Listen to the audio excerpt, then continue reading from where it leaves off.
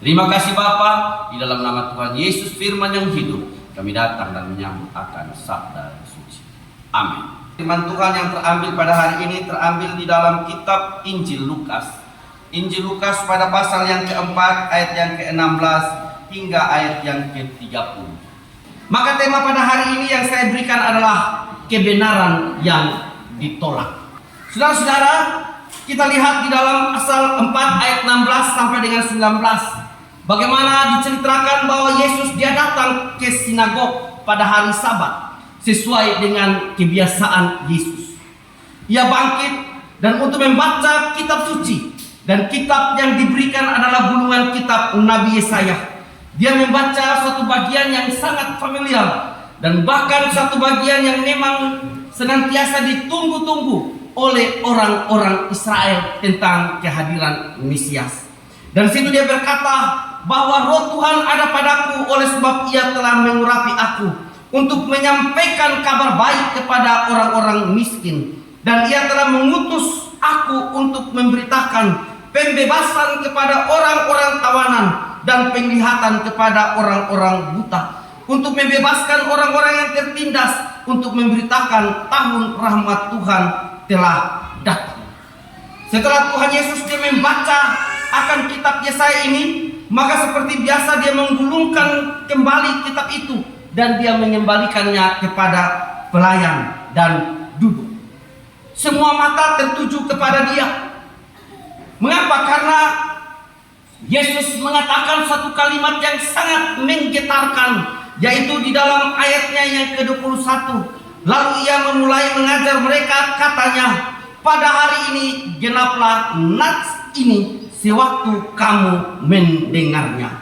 Bapak Ibu saudara-saudara, Yesus, kehadiran Kristus membawa satu kabar yang baik, suatu berita sukacita tentang penggenapan yang terjadi di tengah-tengah umat Israel.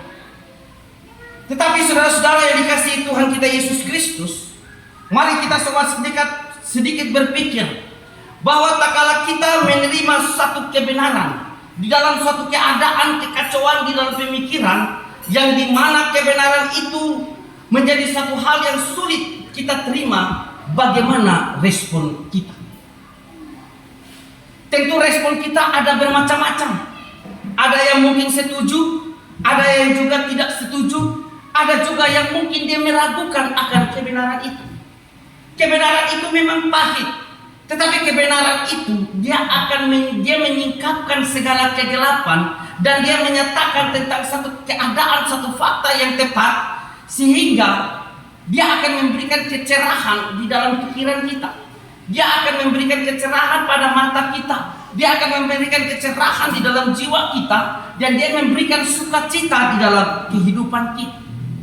Dan Yesus menyampaikan berita yang sangat penting sekali. Dan ini merupakan satu deklarasi yang Yesus sampaikan, bahwa Mesias yang dinubuatkan, yang datang untuk memenuhi janji-janji Allah, maka itu telah ada di tengah-tengah mereka. Ia adalah Kristus Yesus yang hadir di tengah-tengah mereka, yang diurapi oleh Roh Kudus, dan kini dia membawa kabar yang baik, berita baik, berita pembebasan. Dia memberikan suatu penglihatan kepada mereka bahwa apa? Bahwa tahun rahmat Allah telah tiba. Ini adalah satu kebenaran yang penuh harapan, yang sudah dinanti-nantikan berabad-abad lamanya. Saudara, orang kalau ingin menantikan sesuatu kepastian, pasti wajahnya itu penuh pergumulan.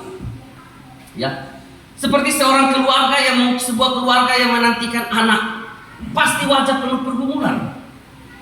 Atau mungkin seorang anak muda yang menantikan pacar, pasti wajahnya juga penuh pergumulan.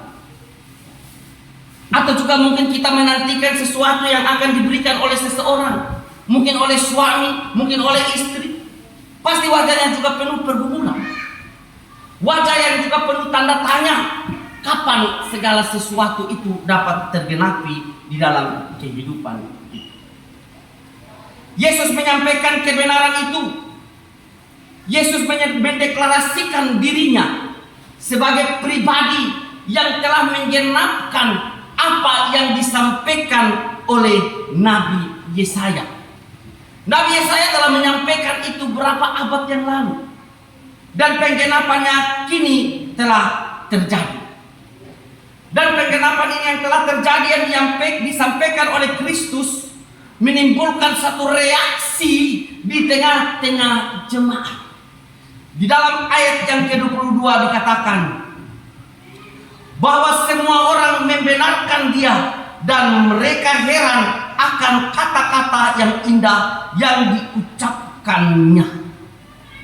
Reaksi mereka adalah bagaimana mereka begitu mengagumi akan segala hal yang dikatakan oleh Kristus. Perkataan yang penuh kewibawaan ilahi, perkataan yang selama ini tidak mereka dengar dari siapapun. Perkataan yang seolah menggenapkan atau memberikan jawaban atas semua tanya yang selama ini bergelora di dalam kehidupan mereka. Tetapi saudara-saudara, tidak selamanya semua kebenaran itu menjadi indah.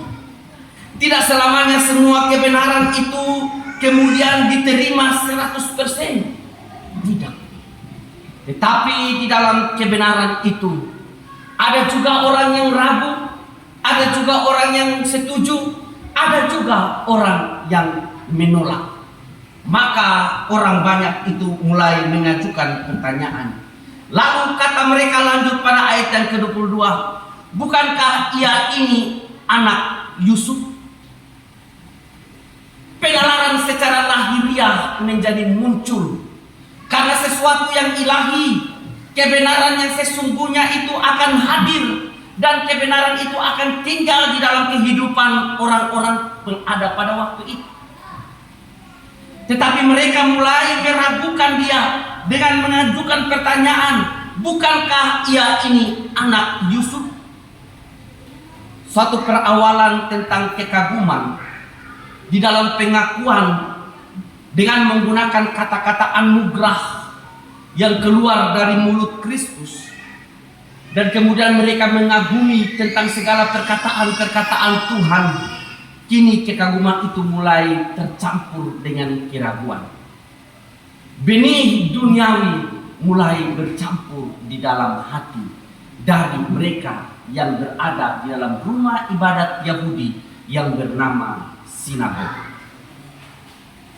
Keraguan itu mulai tercampur dan akhirnya keraguan itu mulai melahirkan penghinaan kepada Kristus. Siapakah yang tahu tentang kehadiran Kristus? Walaupun kehadiran Kristus diceritakan bahwa dia lahir di kandang domba, ada malak-malak surgawi yang bersuka cita di padang itu. Bagaimana Maria mengandung daripada Roh Kudus? Tentu mungkin mereka mendengarkan juga biasa-biasa, atau juga mereka tidak mendengarkannya, sehingga takaran yang mereka pakai kepada Kristus adalah takaran secara duniawi, takaran lahiriah, sehingga semua kekaguman yang dimiliki oleh Kristus dan itu diakui mereka, membuat mereka menjadi ragu dengan mengajukan pertanyaan, bukankah ia ini anak Yusuf? Pertanyaan ini, saudara-saudara, menunjukkan bahwa mereka hanya melihat Kristus sebagai seorang anak tukang kayu dari Nazaret.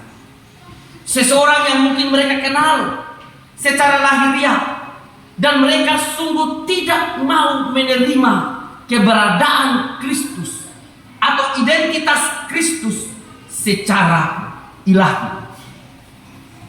Mereka meragukan dan bahkan mereka menghina dia, bahwa dia hanyalah seorang anak manusia biasa yang lahir dari keluarga miskin, yaitu anak seorang tukang kayu yang bernama Yusuf. Mereka menolak kebenaran tentang siapakah Kristus itu sebenarnya. Bapak Ibu, saudara-saudara yang dikasihi oleh Tuhan kita Yesus Kristus, penolakan atau keraguan terhadap segala sesuatu pasti akan berakibat fatal dalam kehidupan kita. Kita ketika meragukan sesuatu, atau katakanlah kita meragukan seseorang, ya katakanlah kita meragukan, saya kasih contoh ini anak-anak muda banyak, meragukan seorang wanita atau seorang cowok, kita meragukan dia, maka pasti kita akan curiga terhadap dia seterusnya. Kalau kita meragukan kesetiaan istri atau suami, pasti kita akan menaruh curiga senantiasa. Mungkin kita akan terus bernyanyi di rumah. Engkau di mana? Sedang mengapa? Sekarang berbuat apa? Pare pernah mengalami itu. Ditanya terus. Ya kan? Pasti. Keraguan itu muncul dan dia mulai melahirkan, pasti di rumah ada penghinaan terus yang kita terima. Asyik dia ho. Unang mangano. Ya memang otak minggu doh. Pasti akan terus kita dituntun, dan itu akan membuat kita semakin hari bisa menjauhkan diri daripada Tuhan. Kita akan semakin malas, kita semakin akan mengerjakan hal-hal yang bukan diinginkan oleh Tuhan, tapi kita akan mengerjakan perkara-perkara dunia yang diinginkan oleh keinginan kita sendiri. Saudara, dan inilah yang terjadi ketika mereka mulai meragukan Kristus, maka mulai melahirkan penghinaan kepada Kristus dengan menempatkan dia secara lahiriah bahwa dia adalah anak tukang kayu, dan Yesus benar memahami akan penolakan dirinya. Yesus memahami benar karena dia besar di kota itu. Tentu orang-orang yang ada di sekitarnya juga ada teman-teman sepermainannya, teman-teman yang sering bertegur sapa. Tapi Yesus yang tahu akan pemahaman mereka, Yesus tahu bahwa mereka sedang menolak dia. Kemudian Yesus berkata kepada mereka di dalam ayat 23 dan 24. Kamu berkata, maka berkatalah ia kepada mereka, tentu kamu akan mengatakan pepatah ini kepada, hai tabib, sembuhkanlah dirimu sendiri. Perbuatlah di sini juga di tempat asalmu ini segala yang kami dengar yang telah terjadi di Kapernaum. Dan katanya lagi, aku berkata kepadamu, sesungguhnya tidak ada nabi yang dihargai di tempat asalnya. Yesus memberikan satu penegasan kepada mereka bahwa mereka memang mengharapkan mujizat sebagai bukti, tetapi yang terjadi adalah hati mereka sudah ditutup oleh prasangka. Kebenaran apapun yang kita sampaikan, tetapi kalau kita sudah menutup diri hati kita dengan prasangka, maka kebenaran itu akan menjadi sulit untuk terungkapkan. Mereka ingin Yesus membuktikan dirinya menurut standar manusia, menurut standar mereka, bukan mau menerima kebenaran yang ia sampaikan. Saudara-saudara, Republik ini sekarang dipenuhi dengan problem-problem. Orang selalu mencari pembuktian-pembuktian. Dan kadang ketika itu buktinya lemah, dihukum. Kadang belum memiliki kekuatan hukum pun selalu mendapatkan tempat yang tidak baik. Tetapi di dalam semuanya itu bukan berarti bahwa kebenaran itu akan menjadi hilang. Tapi kebenaran itu akan terus memperjuangkan diri. Yesus menyampaikan kepada mereka di dalam ayat seterusnya, saudara-saudara, dengan memberikan kepada mereka dua ilustrasi untuk memperkokoh argumentasi Kristus tentang siapa mereka itu. Di dalam ayat yang ke-25 sampai ayat yang ke-27, Yesus menyampaikan tentang Nabi Elia dan juga Nabi Elisa. Itu Nabi Elisa mendapatkan mandat dari Nabi Elia. Jadi ketika Nabi Elia terangkat ke sorga, Elisa meminta bahwa jikalau aku dapat melihat engkau, maka setengah kuasaku juga sudah agak timpan, akan engkau terima. Jadi ketika dia melihat Elia naik ke sorga, dia berteriak, Bapak Israel dan kereta-keretanya. Dan akhirnya Elisa mendapatkan jubah dari Nabi Elia. Bukan Elisa yang ini, tapi Elisa yang Nabi. Ya. Dan Yesus menyampaikan dua tokoh besar, nabi besar di Israel, yaitu Elia dan Elisa. Ketika terjadi kekeringan di tanah Israel, ada banyak janda yang ada di Israel. Tetapi Allah menyatakan kuasanya dan hanya memilih seorang janda, yaitu janda yang dari Sidon, suatu kota berhala juga. Tetapi di situ Allah memilih seorang janda sebagai tempat di mana Elia bernaung, dan di situ juga dia dipelihara oleh Elia. Dia dipelihara oleh Tuhan, oleh karena janda ini juga memelihara akan Elia dalam rumahnya. Yang kedua, dia berbicara tentang Elisa, bahwa ada banyak orang yang sakit kusta di tanah Israel, tetapi tidak ada pun seorang yang disembuhkan. Tetapi seorang yang disembuhkan itu datangnya dari luar, yaitu dari Syria, yaitu Naaman, seorang panglima. Bapak Ibu, saudara-saudara yang dikasihi oleh Tuhan kita Yesus Kristus, ini adalah suatu pukulan yang sangat besar bagi orang-orang Israel. Di dalam ayat yang seterusnya dia berkata, tetapi Elia diutus, ayat yang ke-28, mendengar itu sangat marahlah semua orang yang di rumah ibadat itu. Mereka bangun lalu menghalau Yesus keluar kota dan membawa dia ke tebing gunung tempat kota itu terletak. Perkataan tentang kebenaran seringkali memilukan akan hati kita. Kebenaran itu menjadi suatu hal yang sulit kita terima. Dan ketika Yesus menyampaikan ilustrasi, maka sesungguhnya pun apa yang dikatakan oleh firman Tuhan menjadi tergenapi.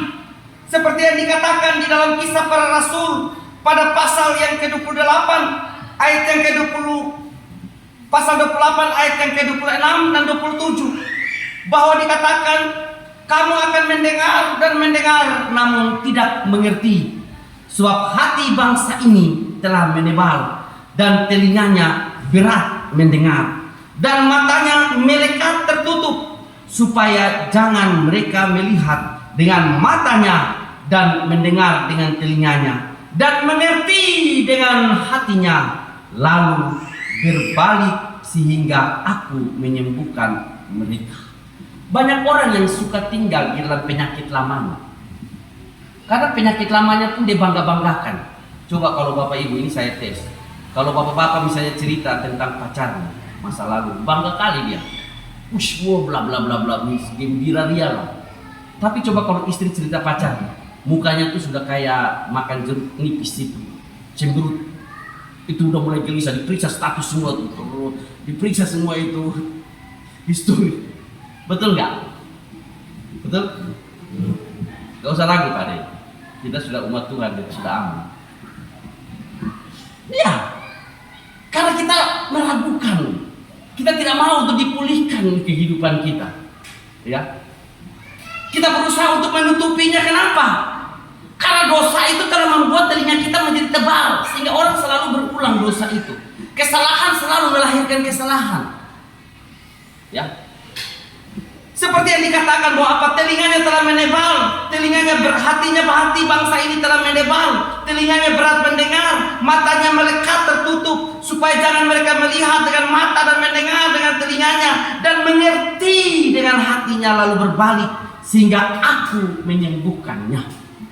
Bapak Ibu sidang jemaat yang dikasihi oleh Tuhan kita Yesus Kristus, peristiwa di Nazaret adalah satu peristiwa yang senantiasa terjadi di dalam kehidupan kita. Peristiwa di mana sering sekali kita mendengar tentang kebenaran, tetapi kita juga sering kali menolak, kita meragukan dan bahkan menolak kebenaran itu. Dan bisa saja kita dapat melahirkan penghinaan terhadap kebenaran itu sendiri.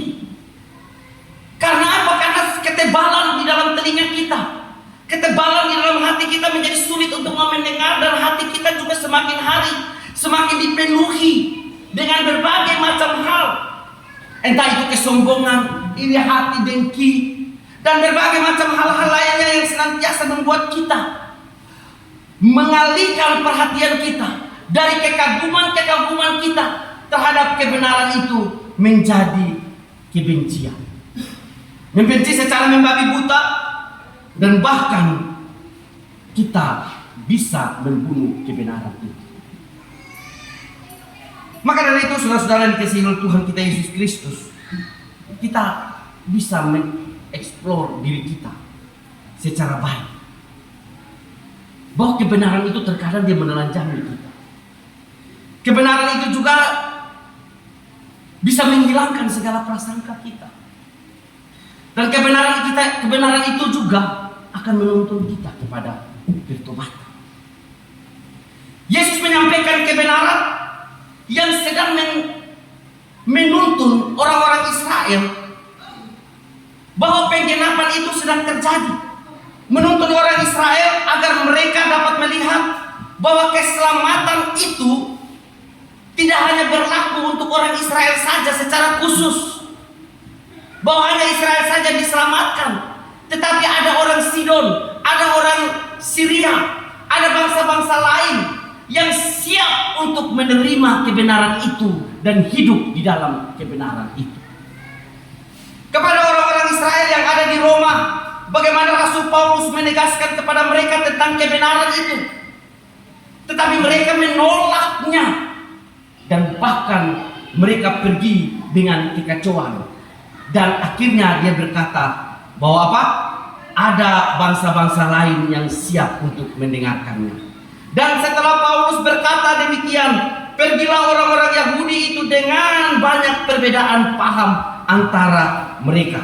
Tetapi di dalam ayat yang ke-28, sebab itu kamu harus tahu bahwa keselamatan yang dari Allah ini disampaikan kepada bangsa-bangsa lain, dan mereka akan mendengarkannya. Dan mereka yang mendengarkan kebenaran itu, mereka akan dimerdekakan. Mereka akan diberkati oleh Tuhan. Mereka juga mewarisi berkat-berkat yang Allah janjikan kepada siapa?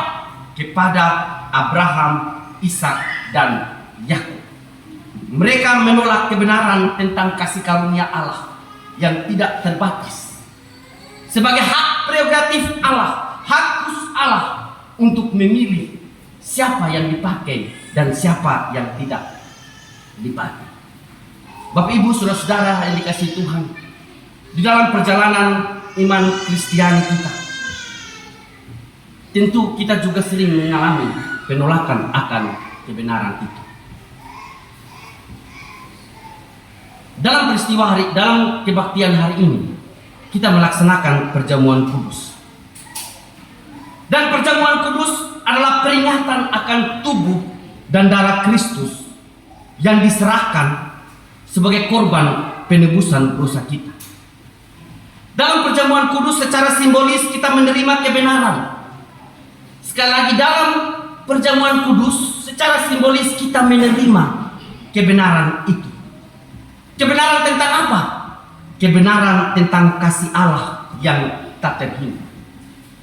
Kebenaran tentang bagaimana Allah mengutus anaknya yang tunggal untuk mati bagi kita. Kebenaran untuk kita bersama-sama mengakui bahwa Yesus adalah Tuhan dan Juru Selamat yang telah menggenapi segala nubuatan tentang janji keselamatan. Namun terkadang sebagai orang-orang percaya kita menganggap enteng akan peristiwa penting seperti ini. Terkadang kita seperti orang Nazaret yang mungkin karena dia adalah teman sepermainan Kristus, dia adalah mengenal keluarga Kristus, sehingga dia menyepelekan singkapan-singkapan kebenaran ini. Sebagai orang Kristen mungkin kita merasa bahwa kita sudah terlahir secara Kristen, terdidik secara Kristen, dewasa secara Kristen, menikah secara Kristen. Dan akhirnya tanpa kita sadari, semuanya itu yang kita lakukan adalah sebuah tradisi, sehingga kita menolak akan kebenaran tentang Kristus, dan kita jatuh dalam penghinaan terhadap Kristus. Saudara-saudara, ada banyak juga penolakan-penolakan yang sering kita lakukan. Selain kita menolak tentang identitas Kristus, juga sering kita menolak hati kita untuk mau berbalik kepada Kristus. Dan bahkan kita menolak kasih karunia Allah yang sifatnya universal, atau yang sifatnya terbuka, atau yang sifatnya bagi semua orang. Maka menjadi suatu perenungan di dalam kehidupan kita sebagai orang-orang percaya. Apakah kita datang ke dalam perjamuan kudus dalam ibadah ini hanyalah suatu kebiasaan atau tradisi? Tanpa kita mengalami, tanpa kita secara bersungguh-sungguh mengakui Yesus sebagai Tuhan dan Juru Selamat kita secara pribadi. Yang sama seperti orang-orang Nazaret yang melihat Yesus hanya sebagai anak Yusuf. Dan bahkan dia meremehkan keilahian daripada Kristus. Dan akhirnya dia menolak. Dan mungkin juga, apakah kita juga dapat menolak perjamuan kudus ini dengan menganggap rendah akan perjamuan kudus ini? Ataukah kita juga mungkin bertanya di dalam kehidupan kita, apakah hati kita telah sungguh-sungguh juga berpaling kepada Allah? Ingat bahwa perjamuan kudus menuntut kita untuk bertobat. Perjamuan kudus menuntut kita untuk mengakui akan segala kesalahan-kesalahan kita. Di dalam kitab 1 Korintus pada pasal yang ke-11 ayat yang ke-27 dan 29. Rasul Paulus mengingatkan kepada orang-orang yang ada di Korintus untuk menguji diri sebelum mereka makan dan minum cawan, supaya tidak makan dan minum dari cawan yang membuat hukuman atas diri mereka. Jadi, jika kita datang dengan hati yang menyimpan dosa, tidak mau mengampuni sesama, atau tidak mau melepaskan segala kesombongan, kita sedang menolak kebenaran tentang kekudusan Allah. Dan tuntunan pertobatan sejati itu akan membawa kita kepada anugerah yang besar yang Tuhan berikan kepada kita. Oleh karena itu, saudara-saudara, mari kita merendahkan diri kita dan kita mengakui akan segala dosa kita di hadapan Tuhan. Saudara dapat saja bersembunyi terhadap siapapun di dunia ini, tetapi kita tidak dapat menyembunyikan itu dari Tuhan. Saya secara pribadi, saudara, kalau saya sembunyi uang di dompet, itu gelisah saya. Istri saya bertanya tuh pasti ada saja jawaban. Padahal sebenarnya saya juga kesal kalau dia tahu saya ada uang. Iya. Yang tertawa di pengalaman pribadi. Ya tapi itu kan kayak realita kadang-kadang. Tetapi juga saudaraku, semakin hari, ya walaupun semakin dompet saya kosong, tetapi semakin hari saya bersuka cita, saudara. Ya buktinya bisa beli mobil juga lagi, kira-kira kan. Ya ini bisa bergembira lah di dalam Tuhan. Jadi mari kita bereskan diri kita sebelum kita menerima perjamuan kudus itu. Mari kita bersihkan diri kita, mengakui diri kita di hadapan Allah sebagai pribadi yang berdosa, dan dapat menerima anugerah yang Tuhan berikan kepada kita.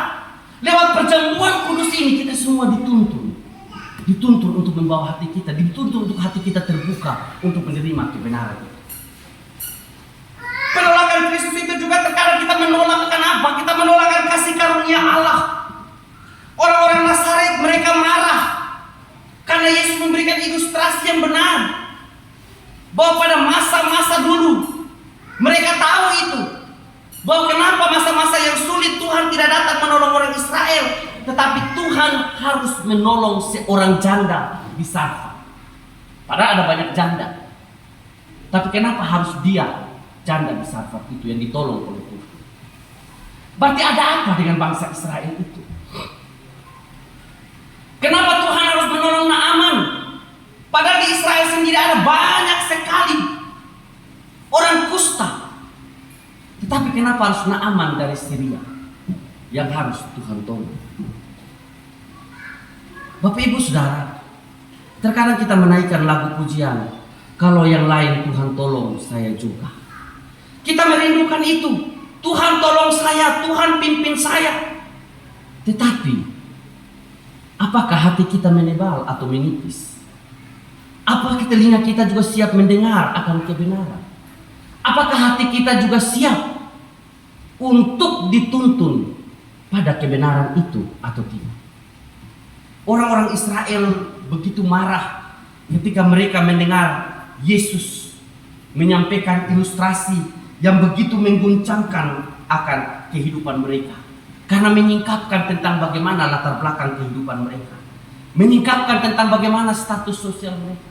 Bagaimana menyingkapkan tentang kehidupan mereka yang dimana hati mereka yang mulai jauh daripada Tuhan, yang penuh dengan berbagai macam prasangka-prasangka itu. Menolak kebenaran adalah menolak kasih karunia yang Allah berikan kepada kita. Maka dengan demikian jemaat yang dikasihi oleh Tuhan kita Yesus Kristus, perjamuan kudus adalah satu undangan untuk menerima kebenaran. Perjamuan kudus adalah suatu upaya di dalam pemulihan hidup kita, di mana kita yang selama ini menolak kebenaran, tetapi kini kita berkesempatan untuk dipulihkan oleh Tuhan. Oleh karena itu, mari kita mengakui Yesus sebagai Tuhan dan Juru Selamat kita secara pribadi. Bahwa Dia telah mati dan Dia telah bangkit bagi kita. Dan bahkan lebih daripada itu, Dia naik ke surga untuk menyediakan tempat bagi kita, dan Dia akan datang kembali untuk menyambut akan semua salih-salih. Melalui perjamuan kudus ini juga, saudara-saudara, mari kita sama-sama kita merenungkan di dalam hati kita, meremang-remangi di bagasan roh hati. Apa yang telah kita perbuat selama ini? Apa dosa yang telah begitu merintangi hidup kita? Apa yang membuat telinga kita menjadi sulit menerima kebenaran mendengar? Apa yang membuat hati kita menjadi menebal? Apa? Maka kita mengakui itu dan bertobat di hadapan Tuhan. Dan melalui perjamuan kudus ini sebelum kita masuk, maka terimalah pengampunan dan anugerah yang melimpah dari Kristus terhadap hidup kita. Hidup dalam persekutuan dengan Kristus dan hidup dengan sesama orang percaya akan semakin memperkaya dan akan semakin memperkokoh kehidupan kita. Maka dengan demikian, biarlah kita semua memastikan diri kita bahwa tak kala kita mengambil roti dan anggur, kita tidak seperti penduduk Yerusalem yang telah mendengarkan kebenaran tetapi menolaknya. Tapi sebaiknya kita dengan segala kerendahan hati kita, atau dengan hati yang terbuka, dengan penuh ucapan syukur, kita menerima Yesus sepenuhnya. Kita menerima Dia tanpa prasangka, tanpa ketakutan, tanpa ada kecurigaan sedikit pun. Kenapa? Karena kita akan menerima berkat yang sejati. Kita akan menerima janji yang sejati. Maka siapkanlah dirimu untuk menerima akan perjamuan kudus pada bulan ini. Amin. Bersama-sama sebelum kita masuk dalam doa, kita menaikkan pujian kita. Padamu Tuhan dan Allahku, ku persembahkan hidupku. Biarlah pujian ini menjadi penuntun di dalam doa kita secara pribadi. Buka hatimu di hadapan Tuhan. Ingat, Tuhan melihat hati kita. Biarlah pujian ini membawa kita dalam satu persekutuan yang indah di dalam Tuhan kita Yesus Kristus. Padamu Tuhan dan Allahku, ku persembahkan hidupku. Padamu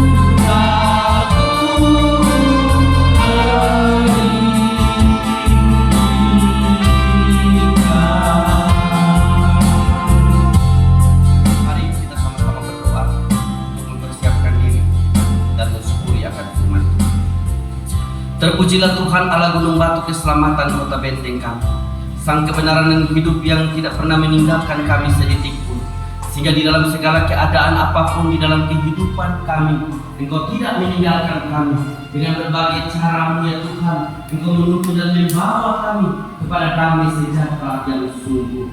Terima kasih Tuhan, terima kasih ya Bapa di surga.